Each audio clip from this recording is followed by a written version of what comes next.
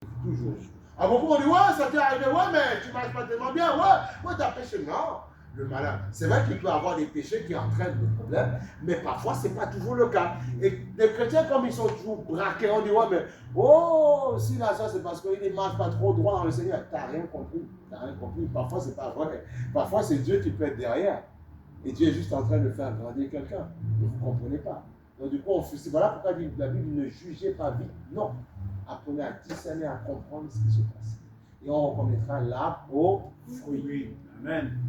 Si tu ne vois pas quelqu'un, Dieu se glorifie dans sa vie, mais tu vois qu'il est carré, il est sérieux, il ne fait pas n'importe quoi, il ne déconne pas, il ne trompe pas sa femme, son mari à gauche à droite, juge pas vite, fais attention, juge pas vite. Peut-être que Dieu est en train de vouloir enseigner quelque chose, tu vois. Et beaucoup regardent à ce qui frappe les yeux, tu vois, ne regardent pas justement au témoignage des personnes. C'est là qu'il faut faire très attention. Amen. Alléluia. Voilà. C'est ça, voilà. Ésaïe chapitre 50, verset 5. Le Seigneur l'Éternel m'a ouvert l'oreille et je n'ai point résisté, je ne me suis point retiré en arrière, tu vois. Voilà. Il n'est pas parce que, tu vas voir même dans le verset 4, c'est parce qu'il était combattu, attaqué et tout ça. Tu vois, on s'arrête là. Le Seigneur m'a ouvert l'oreille et je n'ai point résisté. Je ne me suis point retiré en arrière. Combien de personnes parfois, parce qu'ils sont combattus, attaqués, ils abandonnent le Seigneur? Combien de personnes, parce que parfois ils sont insultés, parce qu'on leur dit oui, ça sert à rien, oui, mais Dieu, ils abandonnent. Combien de personnes, moi j'ai connu des personnes, j'ai reçu le Seigneur avec beaucoup de jeunes, tu vois, dans le Seigneur, quand on était jeunes avant. Mais beaucoup, ils ont rétrogradé, ils sont retournés dans le monde, parce que justement, ils pensaient que leur pote était plus heureux qu'eux. Si tu veux être dans la joie, laisse à Dieu le temps de te construire. Amen, laisse-le te construire. Souvent, tu peux sortir au milieu d'une bande, d'une meute, où parfois vous étiez dans la joie, vous aimez bien, vous étiez des potes et tout ça, et toi, Dieu t'a appelé, ton cœur a été touché par la grâce. Amen. Voilà. Et souvent, ce qui se fait, c'est que parfois, tu vas sentir que, ouais, mais souvent, quand je vais à l'église, je n'ai pas la joie qu'il faut, ouais, je n'enjoy pas, tu vois, je ne m'éclate pas. Mais Dieu dit, mais tu as tout faux. C'est une nouvelle vie. Il faut apprendre à grandir. Il faut que le vieil homme meure. Voilà pourquoi il dit, c'est parti. Voilà pourquoi il dit, je ne me suis point retiré. Je ne suis point, tu vois, je ne suis point retiré en arrière. Je n'ai point résisté. Nous tous, parfois, écoutez, j'ai dit aux gens, s'il fallait avoir des amis, des potes j'en avais dans le monde, ce n'était pas le problème. Non, voilà. Mais quand je suis venu à Christ, je voulais autre chose. Et j'ai rencontré mon meilleur ami. Et parfois même, il y a certaines personnes, j'ai coupé les ponts avec. C'est même pas moi, c'est l'esprit qui a coupé les ponts. Parce que je désirais cette vie. Parce que quand on m'a parlé de Christ, l'onction, la présence est descendue en moi. Je me suis dit, non, il faut que je prenne le temps de construire avec. C'est comme parfois, regardez ce qui se passe. Nous, tous les téléphones qu'on a, on aime changer tout le temps.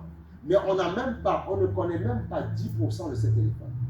Parfois, on n'a même pas le temps de voir la puissance de ces téléphones. On change déjà. Et ils sont tellement forts. Déjà, ils créent des applications qui mangent, qui consomment beaucoup pour t'obliger à consommer. Tu vois?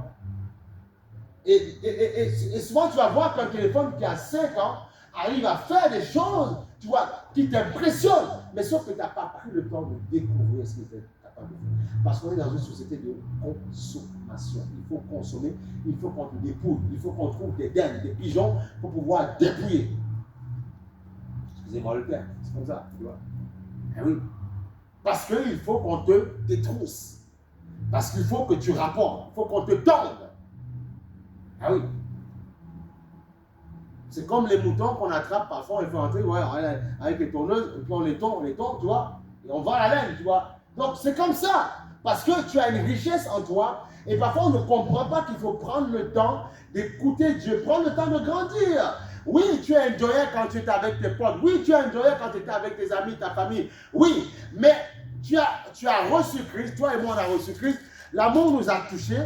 Prenons le temps de laisser Dieu grandir en nous. Prenons le temps de laisser Dieu nous parler. Parfois, quand Dieu veut te parler, non, c'est ton pote plus qui te parle, c'est ta potesse qui te parle, mais laisse-lui le temps de te parler.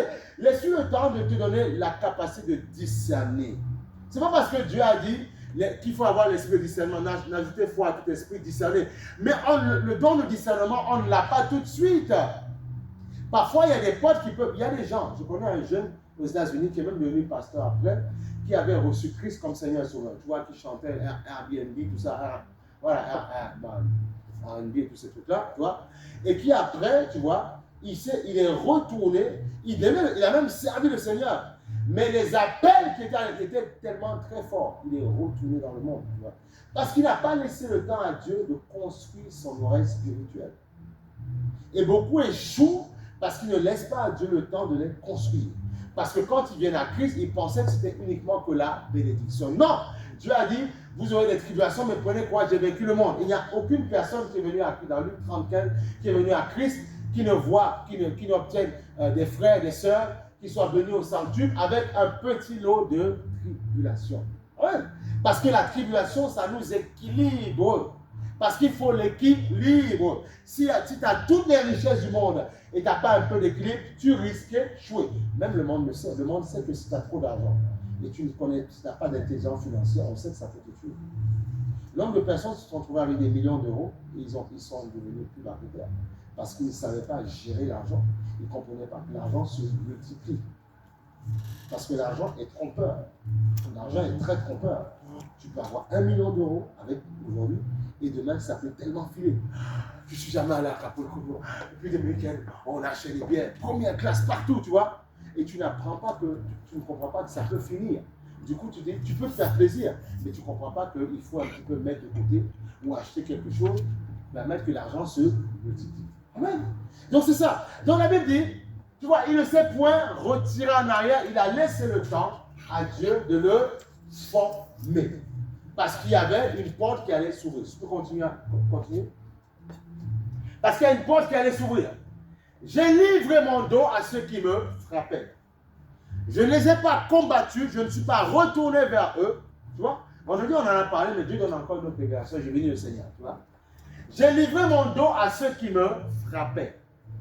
Et mes joues à ceux qui m'arrachaient la barbe. On va dire qu'il était barbu, tu vois. Je n'ai pas dérobé mon visage aux ignominies et aux crachats. Je n'ai pas fui.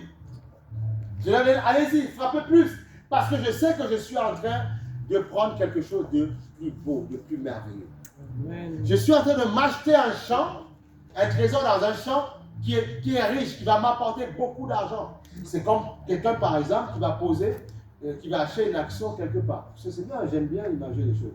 Mais ça ne porte pas de mine, qu'est-ce que tu vas mettre ton argent dedans?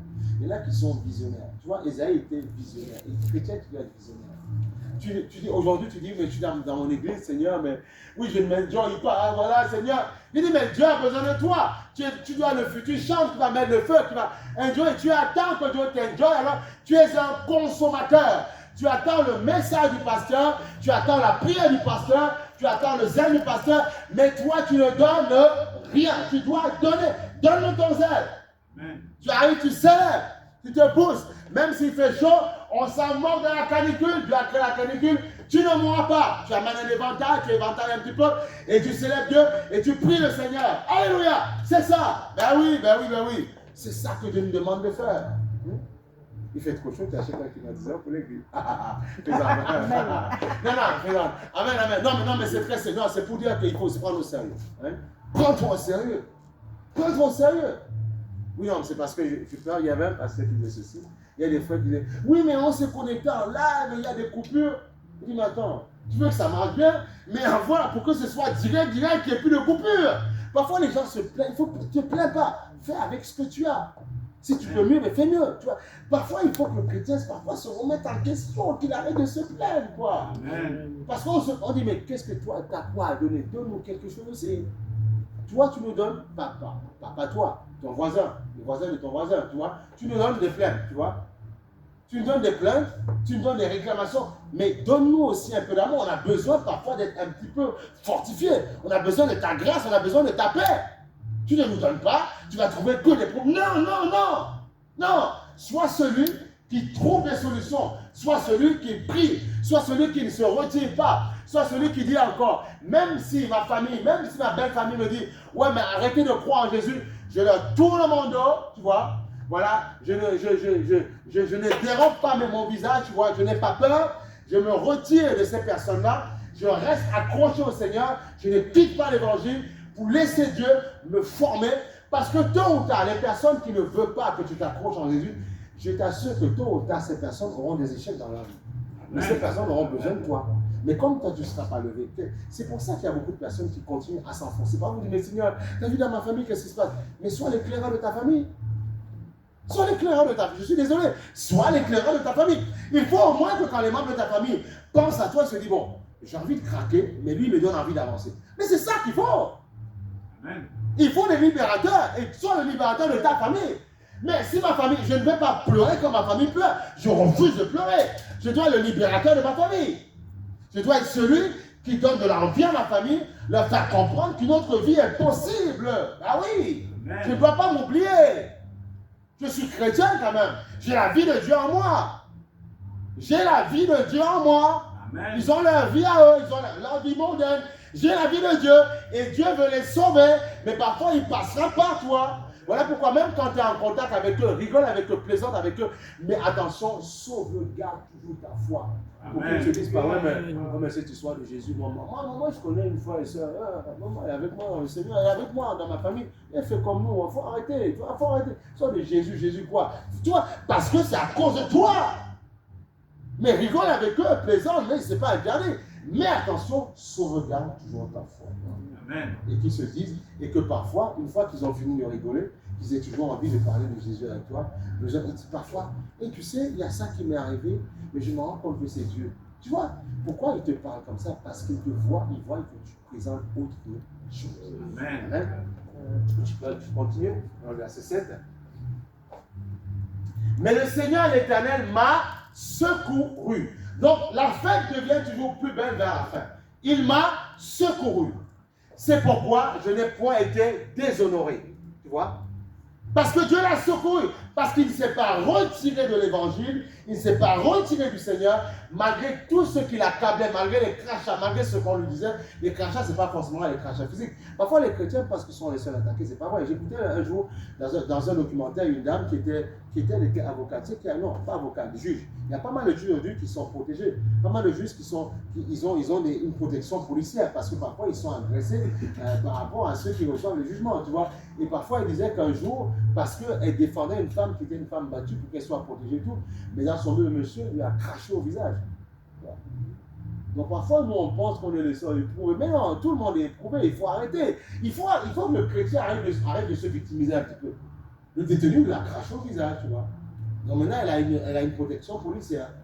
Donc ça arrive à tout le monde, mais tout le monde. Parfois, nous, parce qu'il y a des gens, il y a des juges qui sont plus menacés que toi. En Italie, par exemple, on savait qu'un juge prenait l'autoroute, les gars préparent, ils faisaient exploser les autoroutes, même s'ils tuaient d'autres, c'est pas grave, mais parce qu'on voulait le juge. Ils arrivaient à l'avoir. Les dynamites, boum, la voiture du juge explose. Et ça fait des dommages collatéraux autour. Voilà. Et c'était pas le problème, c'était le juge qui nous cassait les pieds qu'on voulait avoir. Ok? Donc tout le monde passe par des moments de combat, d'épreuve, qu'il soit chrétien ou non chrétien. Mais le chrétien doit comprendre qu'il a quelque chose de plus, c'est de donner cette vie qu'il a. Donc tu ne dois pas avoir peur, tu n'es pas le seul combattu. Donc arrêtons d'exposer nos combats comme si on avait tous les combats du monde, c'est pas vrai. Même ceux qui sont le monde, parfois ils sont parfois plus combattus que toi, sans le savoir. Ah oui, ils ont personne pour aimer, mais Dieu est là pour te libérer. Mais le Seigneur m'a secouru, c'est pourquoi je n'ai point été déshonoré, c'est pourquoi j'ai rendu mon visage semblable à un caillou, sachant que je ne serai point confondu. Tu vois, ça veut dire quoi? Ça veut dire quoi? Il a maîtrisé ses émotions. Il a veillé sur ses émotions. Il n'a pas laissé les paroles des gens lui faire du mal. Il n'a pas laissé les dires des gens lui faire du mal. Non! Il a dit, Seigneur, mais que peut me faire un homme? Et c'est ce que Dieu attend de nous, que nous puissions justement maîtriser nos émotions, ne pas nous arrêter sur ce que les gens nous disent, ne pas nous arrêter sur ce que les gens pensent de nous, mais nous accrocher en tout le temps sur le Seigneur, et en nous accrochant sur le Seigneur, nous verrons sa gloire, et Dieu confondra nos ennemis. Amen. Donc il dit ceci, c'est pourquoi j'ai rendu mon visage semblable à un caillou, sachant que je ne serai point confondu. Je peux passer au verset 8. Celui qui me justifie est proche. Et il y a un passage qui dit que le Seigneur se lève le dernier, tu vois. Il avait cette foi-là, Esaïe. Il avait cette foi de se dire que Jésus ne va pas m'abandonner. Mais souvent, qu'est-ce qui se passe? Parfois, tu viens dans l'église. Oh, mais Seigneur, mais quand est-ce que tu vas attirer les foules? Quand il n'y a pas foule, je ne dis pas ça pour toi. Quand il n'y a pas foule aujourd'hui, oh mais moi je vais venir dans un mois. Mais il se trouve que dans un mois, Dieu va attirer quelqu'un. Et ce quelqu'un que Dieu va attirer, il a besoin que tu sois là. Eh oui. Eh oui. Tu vois, dimanche dernier, on n'était pas nombreux. Mais Freddy, là, il a reçu le Seigneur. Et puis il dit, moi je veux recevoir le Seigneur dans une grande église. Non, il a reçu Christ comme Seigneur et Sauveur. Après, à la fin, on a mangé, il était content et tout ça. Il a reçu le Seigneur. Tu vois, c'est ça. Donc, il n'a pas calculé ce qu'il y avait autour de lui. Il a calculé parce que l'Esprit lui parlait. Il a eu des réponses à ses questions.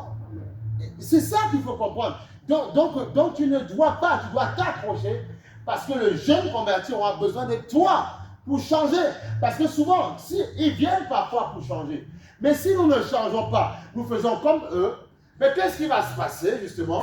Eh bien, malheureusement, ils vont dire, ben, on ne change pas, ce n'est pas la peine de changer. Amen. Ils vont dire, ce n'est pas la peine de changer, on reste comme on est.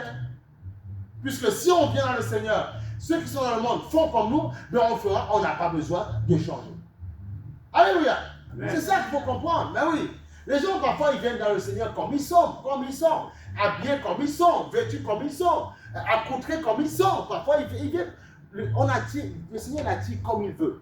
Mais parfois ces personnes, ils savent, on les accueille avec l'amour, on ne les juge pas. Mais ils savent quand ils viennent, ils se disent, c'est une maison de Dieu. Je connais les chrétiens, parfois ils sont bizarres, parfois ils aiment bien juger. Mais Seigneur, c'est ton esprit qui m'a appelé, je viens parce que ton esprit m'a attiré. Donc quand ils viennent, on ne vient pas, on ne juge pas les gens. Tu les attires avec l'amour. Même si plusieurs dimanches, ils sont comme ils sont, on les supporte, tu vois. Mais après, pour que justement notre témoignage impacte leur vie et qu'ils disent, j'ai envie de changer et j'ai envie de faire un petit peu voilà, comme ils font. Amen. Ben, c'est ça. Et oui, et oui, et oui. Et c'est là où l'Esprit de Dieu, parce que l'amour de Dieu est là, l'Esprit de Dieu travaille. Alléluia. L'Esprit de Dieu travaille. Comme ce frère et soeur dans une église donnait ce témoignage, tu vois, il avait des dreads, c'est tout ça, dreadlocks, tout ça, tu vois. Et il dit ceci, c'est que quand on l'a accueilli, on ne l'a pas jugé, tu vois. C'était l'amour du Seigneur, il y avait la paix, il y avait tout ça. Et puis, on n'a même pas porté les regards dessus, tu vois. On n'a même pas. Et il dit lui-même qu'on n'a même pas eu besoin de le dire. Le Saint-Esprit est venu lui parler. Il a allé chez le coiffeur, clac. Tu vois? Parce qu'il y avait l'amour de Dieu, la compassion de Dieu, la bénédiction de Dieu. Il a encadré. Ah oui. Les gens, ils viennent comme ils sont.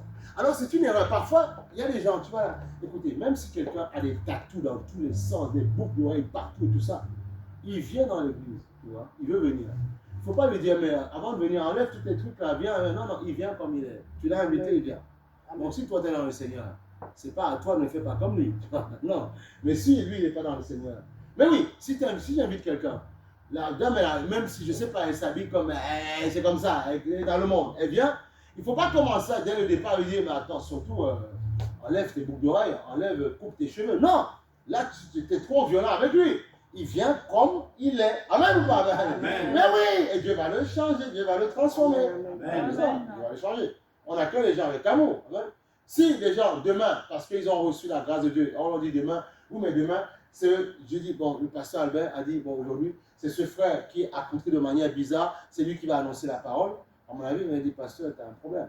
Oui ou non? Vous allez sûrement me dire, voilà. Donc, mais on accueille les gens dans l'amour, dans le but que demain, ils vont changer. Mais dans l'amour, on ne juge pas, non. Parce que Dieu ne juge pas. Dieu a vu un cœur qui souffrait et Dieu a attiré les cœurs. Il y en a plein dans les églises comme ça, tu vois. Ils viennent comme ils sont, voilà. Et c'est l'amour de Dieu qui va les guider. Parfois, on peut leur dire de trois avec beaucoup d'amour. Mais l'amour du Seigneur va les transformer et les guider. Et il faut laisser, parce que si Dieu avait trouvé qu'ils étaient sales, Dieu n'allait pas les faire venir. Non. Dieu sait qu'il y a beaucoup de personnes qui ont des accoutrements bizarres, Dieu les aime. Parce que Dieu connaît leur cœur. Dieu connaît leur cœur. Et Dieu va les changer. Amen. Donc quand ils arrivent, on ne va pas les juger. On les attire comme ils sont. Comme McDonald's. Venez comme vous êtes. On vous accueille. Tu accueilles la personne, tu fais bon usage. Quand tu invites des gens chez toi, est-ce que tu les viens parce que non, ils viennent chez toi comme ils sont. Vous mangez, vous êtes content, vous êtes heureux. Et après, au fur et à mesure, bon, ils vont apprendre à te côtoyer, ils savent qu'il y a certaines choses qu'on dit, qu'on ne dit pas. Et ils vont aimer changer de vie. Pourquoi? Parce que tu vas leur montrer autre chose. Yes, c'est comme ça. Alléluia. On doit vous dire ces choses-là. Moi, je ne suis pas dans l'hypocrisie, ça ne m'intéresse pas. Il faut être clair, il faut être véridique dans le Seigneur. On accueille avec amour et les gens changent au fur et à mesure. Amen. Amen. Alléluia. C'est comme ça qu'il faut dire. C'est comme ça. C'est ça l'évangile. Et Dieu change. Marie de Magdala, qui était en fait une prostituée et tout, le Seigneur ne l'a pas repoussée. Elle a cassé du parfum sur son pied, Dieu ne l'a pas repoussée. Est-ce qu'il a repoussé? Non. Et après, elle a changé. Pourquoi? Parce qu'on ne l'a pas jugé. On a dit combien de démons sont sortis. Il y a plusieurs démons qui sont sortis. Elle était une femme de rue, tu vois, comment dire, une bobo, tu vois. Mais et Dieu a changé son cœur. Parce qu'elle n'a pas été répugnante, tu vois, on ne l'a pas repoussée. Il y a des gens, parfois, ils ont des maladies compliquées, vous les repoussez. Tu dis, mais t'es qui, toi? Mais t'es qui pour repousser les gens? Mais t'es qui? Tu n'es rien du tout. Les gens viennent comme ils sont, tu les acceptes comme ils sont, mais tu pries pour eux pour que Dieu fasse grâce. Amen. Tu les aimes et c'est tout. C'est l'amour qui transforme la vie.